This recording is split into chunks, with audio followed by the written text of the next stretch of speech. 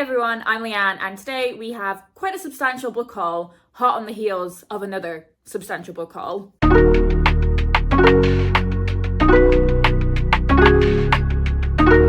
So most of these books I picked up at a conference that I went to with work. There were lots of publishers there and I was able to pick up a few of their books at their stalls, which I'm very grateful for. I'll talk about that more when I get to those books, but I'm going to start with the ones that I bought for myself. So I picked up Trouble and Infamous by Lex Croucher. So these are the sequels to Reputation, and this series is like Regency inspired, has a lot of kind of Regency style to it, but has quite a modern kind of feeling and atmosphere to it as well. I think Lex does an amazing job of blending a historical setting with a modern style of storytelling. Their books often have themes of queerness and romance, and I absolutely love the aesthetics of these books as well. So I was very excited to add these to my shelves. Then I also added 3 books to my Penguin English Library collection. I'm going to talk about them briefly here, but keep your eyes peeled for a video I have coming up where I talk a lot about my Penguin English Library collection,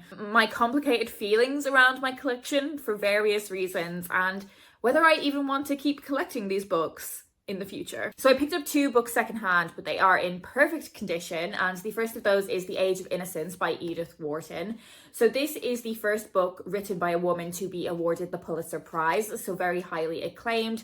It is set in New York in the 19th century, and I always really enjoy books generally, but also specifically classics that are set in New York. I find it such a kind of fascinating place, and I think after traveling there a couple of years ago, I've become even more inclined to read books that are set in New York. I have read one book from this author before. I have read The House of Mirth and I really enjoyed that one, so hopefully I will like this one as well. I also picked up At the Mountains of Madness by H.P. Lovecraft. So this author is widely accredited with being the inventor of modern horror fiction. I don't know enough about the genre to know how accurate that is, whether there are other voices, other authors in that space that deserve more credit than they are getting deserve more recognition than they are getting. I don't read a lot of horror, but this is a novella, so maybe that's a nice way of me stepping into the genre, and it follows an expedition to Antarctica that goes horribly wrong. It is actually this book that prompted a lot of my complicated feelings around my Penguin English Library collection, so I will talk about those feelings more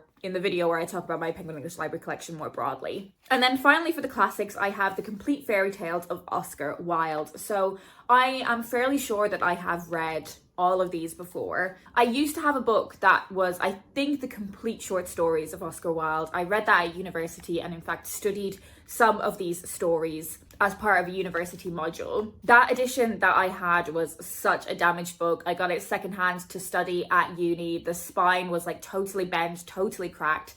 So I got rid of it a couple of years ago. And when I saw that this was being released in the PELs, I knew that I had to get my hands on it. When there are new books brought out in this series, I don't automatically just buy them when they come out, but I did actually pre-order this one. It's not adding to my TBR. It's definitely something that I would like to revisit one day, and I'm very pleased to have this in my collection now. Sent to me by the publisher was Any Way You Slice It by Maeve McDonald. So this is a young adult romance that is based around a baking competition. Absolutely love a romance that is based around baking, and competitive baking even more so. I think this is the perfect thing for me to be reading while I am catching up on the Great British Bake Off.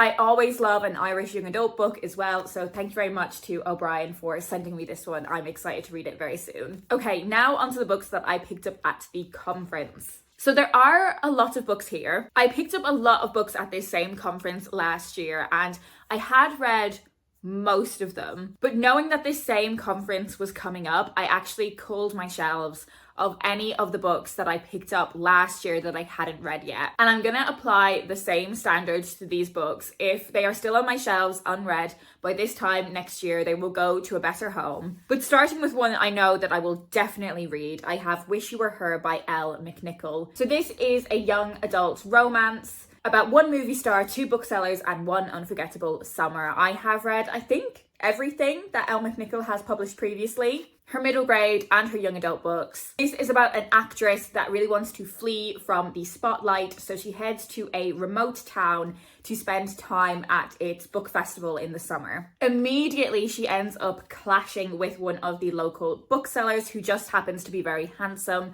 and a rivalry begins between the pair of them that quickly becomes the talk of a small town. Meanwhile, this actress also starts exchanging flirtatious emails with an anonymous, charming bookseller that she's sure can't possibly be the same guy. As I said, always read everything that Elle McNichol writes, so I will definitely be reading this one. And hopefully I'll enjoy it as much as I've enjoyed her other books. I also picked up a proof of The Dawn of Adonis by Phil Earle, so this one is actually already out. I've not read any of this author's historical middle grade before. He writes really fantastic historical animal stories. I think this is going to be a really quick one to read, and I've actually been enjoying historical fiction for younger readers quite a lot recently, so I hope I will enjoy this one. I'm sure I will. I picked up The Hunt for the Golden Scarab by M.G. Leonard. So this is a middle grade mystery that also has time travel in it. It is about Sim and his mum, and Sim discovers that his mother has been keeping a secret, and that is that she has the power to open doors in time. I've been wanting to catch up on reading all of the Waterstones children's book of the month, so this was one of those earlier in this year, so very excited to read this one. And for the same reason, I also picked up Land of the Last Wildcat by Lou Sitt. So this is a proof copy, but obviously the book is already out. So this is about the relationship between a girl and a wildcat and the adventure that they go on together. So similar reasons. This is kind of not a book that I'm reading for work, but a book that I'm interested in because of work, I guess. Next is a book that I hadn't heard of before, but I was so excited when I spoke to the person on the stall about it. This is Talking to Alaska by Anna Waltz, so another animal story. There have been a few points in this year where I talked about how I really wanted to read more animal stories for younger readers. So this sounds like the perfect read for that. It is about a pair of unlikely friends brought together because of a love that they share for the same dog. So this is about Parker and Sven, who instantly become like enemies when they join their new school. Parker realizes that her beloved dog Alaska, who they had to give away last year, now belongs to Sven, and she becomes determined to steal Alaska back. But of course, that is much easier said than done. And also, it sounds like there's really fantastic disability rep in this book as well. This is one that I think I will read really quickly and really enjoy. I also picked up a proof of Better Off Dead by Tess James Mackey. So this is a young adult horror. As I said, don't read loads of horror, but I feel like young adult is maybe the way to help me get into it. I have got on really well this year with reading books that are slightly out of my comfort zone. So this is about Lacey, who wants to escape to Paris for the summer with her sister. But in order to do that, she has to make some money. So she ends up taking a job at a caravan park in North Wales. But then things take a very dark twist when one of the guests is brutally murdered and rumours start to circulate around the park about it being haunted. Lacey definitely feels like there is something suspicious going on. She feels like she is being watched. There is a mysterious figure. So she tries to discover what the truth is before she potentially becomes the next victim of this killer. I also picked up a copy of The Last Bard by Maz Evans. This book is beautiful. I think it's absolutely gorgeous and I was really drawn to it. So this is about Will, who inherits his grandfather's copy of the complete works of Shakespeare, and he then makes a surprising discovery. Will is actually the last living relative of Shakespeare himself and can actually summon Shakespearean heroes from the pages of this book. This is just complete catnip for me. I love books about books. I really specifically love middle grade books about books. I'm so excited to see how this author approaches retelling those characters. Even though it's not Christmassy in any way, I do wonder if this is one I will save for Christmas reading because it just has such cozy vibes to me. But to be honest, over the next month or so, I am actually going to the Globe quite a few times to see Shakespeare plays.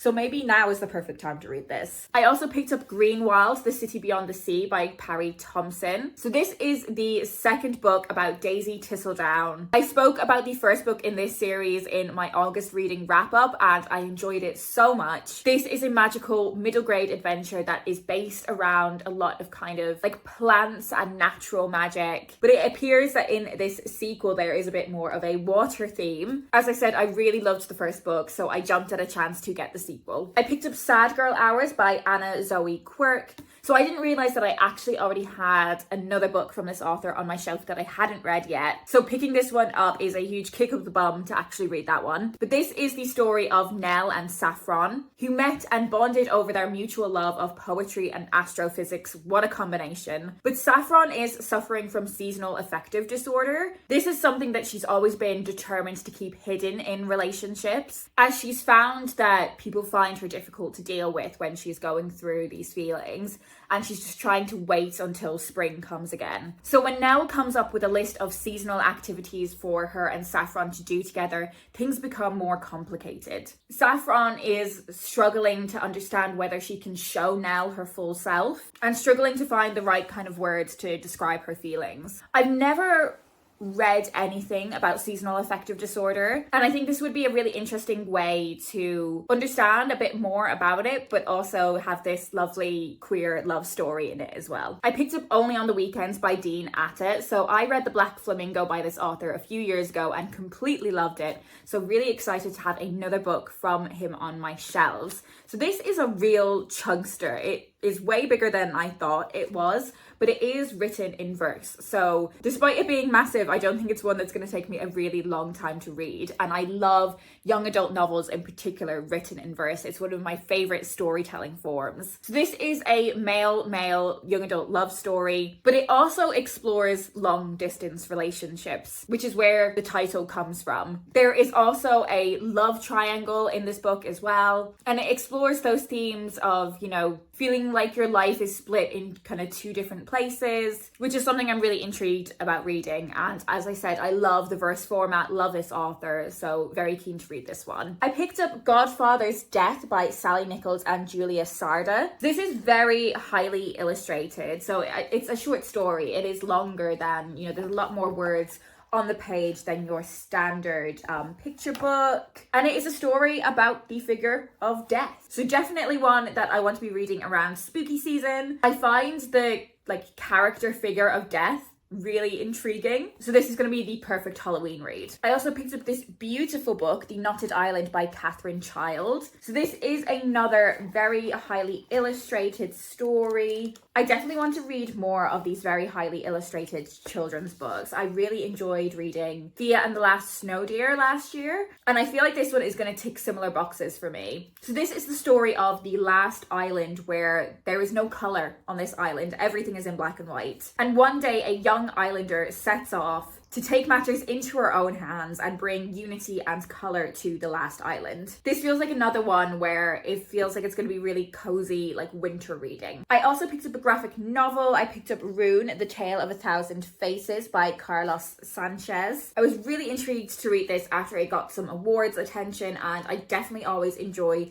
reading graphic novels, particularly at this time of year. And this is about Chiri and Dai, who stumble into a forgotten realm that is tormented by an evil shadow king who wants to spread terror as far and wide as he can. And it is up to Chiri and Dai to seal the way between their two worlds, so between their world and this hidden realm. I love fantasy graphic novels that have loads of quirky characters. And I also picked up another graphic novel. So this is Astral Panic by Katie Hicks. So this is about Gale, who is very anxious. He struggles with basically everything. But then he gets a happy-go-lucky roommate called Aiden, who is totally going to upend his life. This is not one that was on my radar before, but as I said, love graphic novels with quirky characters. I really like the art style of this one as well. Maybe I should just have like a big graphic novel reading session. Very quickly, while I've got you, I'm going to whiz through some books that I got for work. So this is She Gets the Girl at Christmas by Rachel Lippincott and Alison Derrick. This is a novella set with the same characters, Alex and Molly, that you may know from She Gets the Girl,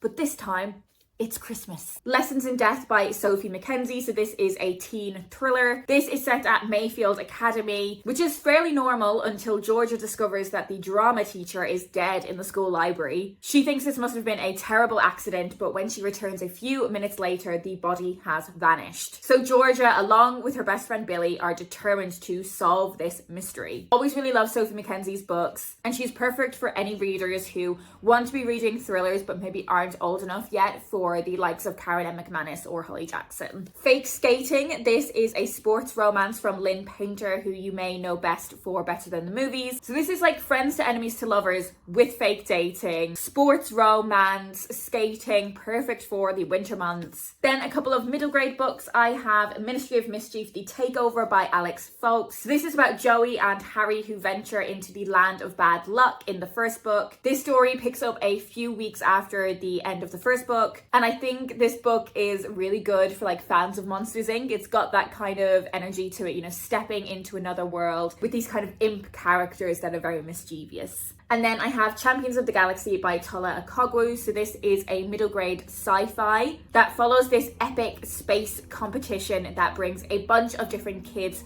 from across the world and indeed across the universe together to compete. But there are also lots of secrets and tensions behind the scenes of this competition, and our main character Kola has to decide who he is going to trust. So that is it, a pretty mammoth book haul today. Let me know if you have read any of these books, what you thought of them. And if you want to let me know you are here but you don't have anything in particular to say, could you leave me a cake emoji in honor of any way you slice it? That's it from me today. I hope you're well, and I'll speak to you in my next video.